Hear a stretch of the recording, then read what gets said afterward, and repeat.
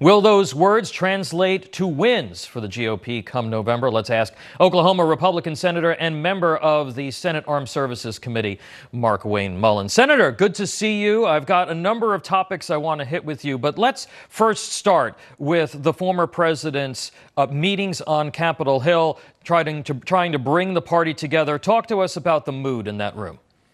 Hey, Tom, first of all, thanks for having me on. But I just want to tell you, Trump came in there and showed his actual leadership. He set the tone of the meeting right off the bat. His demeanor, his message was right on track. As soon as he came in, he acknowledged Mitch McConnell, and everybody knows they've had differences. And he went right into it. He addressed what I would say no pun intended, the elephant in the room. And said, hey, we may agree on 90% of the things. There's that 10% that causes rift between us. That's not where we need to be. We all need to be focusing on winning races. And I'm here to tell you, I want to win every race, regardless of their stance on those 10%. Republicans need to win this race come November. So we all got to be on the same team working together. That was the tone he set as soon as he walked in the room, and it continued all the way through. And it was the absolute right message at the right time, Tom. Yeah, I never thought I would see him endorse Larry Hogan in Maryland, but he did this week. So certainly a change in tone from all sides within the party. As of right now, the former president is leading President Biden in 5 of the 7 swing states. The open border, Senator, continues to be top of voters' concerns. We learned this past week, sir, that 8 individuals on the terror watch list with ties to ISIS were arrested in New York, Philadelphia, and Los Angeles. That's adding to the more than 300 individuals on the terror watch list who have crossed the border since President Biden took office. And those are just the official numbers, but certainly may not be the whole story. What can you tell us from the information that you've received? Well, let me just break down the numbers in comparison to Trump versus Biden. Underneath Trump, we only had 14 known terrorists apprehended on the southern border. Underneath Biden, we've had 367 known terrorists. Now, what the number doesn't tell you is that's 367 that were on the list.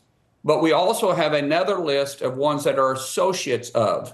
In other words, the individuals that it's like Osama bin Laden was on the list, but he had a whole bunch of associates that may not have been in the deck of cards, but they were also wanted. If you actually look at the number of the associates, we have surpassed 1,000 individuals that have tried to enter the country. And in some cases, like these 8 individuals from Tajikistan, they were released. And it just blows your mind because we were told, Congress was told, that these individuals were apprehended, and they never explained to us what they did. The idea that they actually apprehended these 8 individuals from Tajikistan on the terrorist watch list and then allowed them to go ahead and enter into the United States.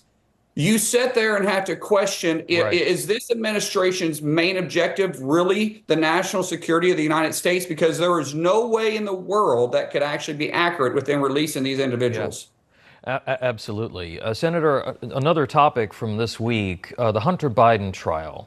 The FBI finally admitting what most Americans figured out years ago, that the infamous laptop was real, and they've known that since November of 2019. More than 50 intelligence officials issued a statement to the public calling the laptop Russian disinformation on the eve of the 2020 election. What will you and other Republican senators attempt to do to ensure accountability here? These folks make their living off of having their security clearances. Will you work to revoke their security clearances? Well, Tom, if they lied to Congress, they lied to the American people, unfortunately, yes, they can't be trusted. And part of having your clearance is obviously a long background check, but knowing that we can trust you no matter what, including with the nation's top secrets. These are individuals that have been vetted, been put in those positions, and they have lied to the American people. There's no question they can't serve in that capacity, need to have their clearance pulled. Moreover, though, we need to really look at what's happening inside the DOJ and the FBI. The DOJ and the FBI are supposed to be places that the American people could trust, ones that we want to be proud of, ones that we want to know has our back. They're not looking at Washington, D.C. for their answers, but they're watching out for the people. And that's what the Department of Justice is supposed to be doing. And that's what the FBI is supposed to be keeping us safe. The problem is those in the field doing the work, they are individuals that we can absolutely trust. They are keeping us safe every day, and they're doing the work.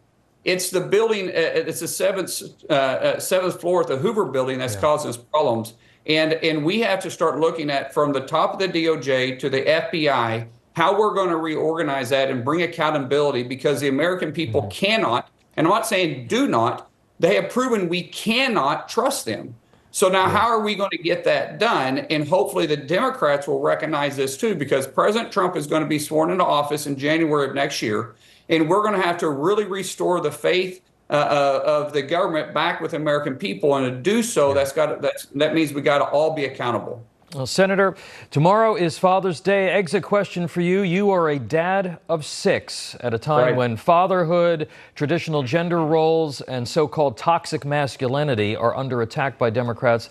What's the message? What do you have in terms of all those dads out there? Tell us. Yeah, well, we have 3 boys and 3 girls. There's nothing wrong with raising 3 men and 3 women. And it's my greatest honor. You know, I actually had a hard time last week, Tom, because my last boy at home, we moved him to University of Oklahoma to wrestle for him. We have 2 boys that are wrestling for the Oklahoma State University, and that leaves me with 3 girls at home, and I love it. But right now I'm sitting on the ranch, and I don't have any boys working with me today, and that's tough. So I lost my free labor. But let me tell you, it's next to being married to my wife for 27 years, which our anniversary was yesterday. Happy anniversary. The fact that we get to raise 6 children together is the greatest honor I ever have. I don't want to be an empty nester. I love having kids. And if it was up to me, we'd have 6 more, because it is something I take with great joy and great honor. And to all the fathers out there, happy Father's Day, man. We are blessed to be able to have kids. All right. Thank you so much for that message. I appreciate it. Oklahoma Senator Markwayne Mullin,